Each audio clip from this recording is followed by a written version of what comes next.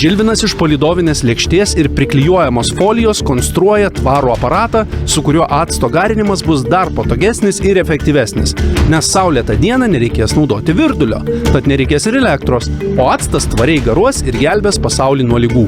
Kaip tas, kur ugnį nešė? Prometėjas. Už prometėjinsim dabar reikia pagauti saulės kampą. Mane. Taip. Ir mes ką?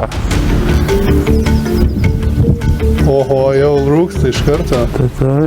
Matai, nepilnai užklijuot. Jūs dabar mane užtikot procese.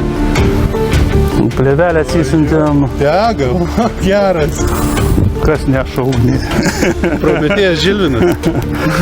Jo, tai va, tai dabar ten va yra lenta tokia, va, gal Tomai paimkit. Čia aš padėsiu. Ir dabar jūs pats išbandykit su ta lenta pagauti tą tašką.